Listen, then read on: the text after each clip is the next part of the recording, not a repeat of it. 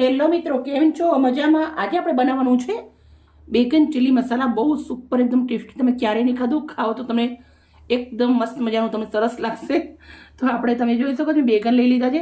એના જે આ રીંગણા આવે, આપણે ગુજરાતીમાં કહીએ રીંગણાના પૂંછડા, આવી રીતે પહેલાં કાઢી દીધા છે. અને મીઠાના પાણીના અંદર 1 કલાક સુધી મેં આવી રીતના કંઈ પણ જાતનો એક પાટલો લેવાનો છે. પછી જે રીંગણા છે આપણા, એને આવી રીતે કટ કરી દેવાના છે. એક રીંગણાના હું 4 ટુકડા કરું છું. રીંગણા મોટા હોય તમારે વધારે કરવાના. જે આપણે મોટું રીંગણું હશે એના 3 થી 4 કરશું.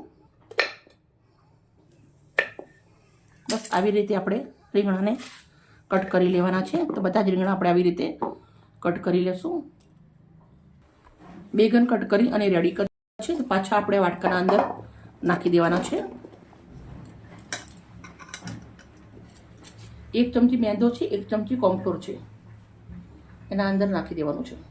થોડું આપણે મીઠું નાખવાનું છે અંદર. પછી આપણે પાણી નથી રેડવાનું, પણ આપણે આવી રીતે એને કોટિંગ કરી દેવાનું છે. મતલબ લોટ આવી રીતના ચડાવી દેવાનો છે ઉપર. આ તેલમાં તરીએ ને એટલે એકદમ મસ્ત મજાના ક્રિસ્પી લાગે. એટલે તમે થોડું પાણી નાખવું તો નાખી શકો છો, પણ હું પાણી નથી નાખવાની, એમને જ બનાવવાનું છે. મિત્રો, હું એકવાર 5 સ્ટાર હોટલમાં ગઈ હતી, આવી રીતે તમે ખાધી બેગન ચીલી, અને ખરેખર એટલી મસ્ત લાગી, જોરદાર. આજે તમારા જોડે હું વિડીયો શેર કરું છું. આમ તો બનાવું જ છું ઘરે, પણ બહુ જ સરસ બને છે. આજે તમને બતાવું છું. આમ તો બાળકો રીંગણા નથી ખાતા હતા, મંચુરિયનના શોખીન હોય છે, પણ આવી રીતે બનાવી ખવડાવશો તો મંચુરિયન બાળકો ક્યારે નહીં ખાય. હેલ્થ માટે આ રેસીપી બહુ જ સરસ છે છોકરા. કઢાઈના અંદર મેં તેલ ગરમ મૂકી દીધું છે. તેલ આપણું સરસ મજાનું ગરમ થઈ ગયું છે. હવે આપણે તેલના અંદર બેગન નાખવાના છે. એકદમ સાવધાનીથી ધીરે ધીરે આપણે બેગન નાખી દઈશું. આના અંદર થોડું પાણી રેડી અને એક આપણે લોટની ગ્રેવી ટાઈપનું રેડી કરી દઈશું. બેગન તેલના અંદર નાખ્યા પછી આપણે સરસ મજાના આને ક્રિસ્પી થાય ત્યાર સુધી તળી લેવાના છે. સરસ કડક થાય ત્યાર સુધી આપણે આને તળી લેશું. આવી રીતના વચ્ચે વચ્ચે હલાવતું રહેવાનું, જેથી કરી એક જગ્યા બધું ઢગલું ન થઈ જાય. મસ્ત મજાના આપણા બેગન તળાઈ અને રેડી થઈ ગયા છે. તો તમે આપણે જોઈ શકો છો આવી રીતના અવાજ આવવો જોઈએ એવા સરસ થઈ ગયા છે. આ બધા જ બેગન આપણે થાળીના અંદર હું નીકાળી દઉં છું. કઢાઈમાંથી આપણે રીંગણા બહાર નીકાળી દીધા છે. પછી આપણે અંદર કઢાઈના અંદર એક્સ્ટ્રા તેલ હતું નીકાળી દીધું છે. ખાલી 1 ચમચી એટલું તેલ રાખ્યું છે આપણે અંદર. તો એ 1 ચમચી તેલના અંદર આપણે સૌથી પહેલાં લસણ ઝીણું સમારેલું છે અને આદું સમારેલું છે. 1 ઇંચ એટલું આદું હતું, 1 લસણની ગાંઠ હતી, આપણે એ સમારી નાખી છે. સાથે આવી રીતના મોટા પીસ કરેલા 1 નંગ ડુંગળી છે એ નાખું છું. તીખા મરચાં લાલ લીલા છે 4 નંગ, અને 1 શિમલા મરચું છે, એને મેં આવી રીતના કટ કર્યા છે. તમે મનપસંદ કટ કરી શકો છો. હવે આપણે આને પહેલાં થોડું તેલના અંદર સોટે કરી લેશું.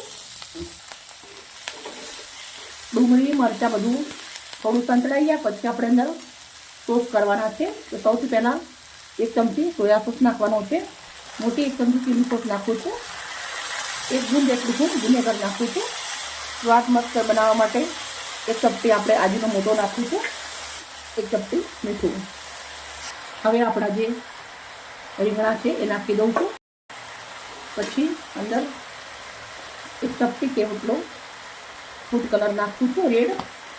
આપણે જે પાણી બચ્યું હતું એના અંદર આપણે સરસ મજાનું ઓગાળી લોટ રાખ્યો છે, થોડો વધતો એ નાખ્યો. પછી આપણે સરસ મજાનું આને મિક્સ કરી દેવાનું છે. લીલા કાળા મરી નાખું છું 1 ચમચી. લીલા ધાણા નાખું છું અંદર થોડા. તમારી જો લીલી ડુંગળી હોય તો બી તમે નાખી શકો છો. સરસ મજાનું મિક્સ કરી દેશું. બેગન ચીલી મિત્રો બની અને રેડી થઈ ગઈ છે. તમે જોઈ શકો છો બહુ જ સુપર બની છે મિત્રો. આ બની રેડી થઈ ગયું છે. ગેસને બંધ કરી દઉં છું. સર્વ કરશું. એક આવી રીતના બાઉલ લીધું છે, એના અંદર હું સર્વ કરું છું.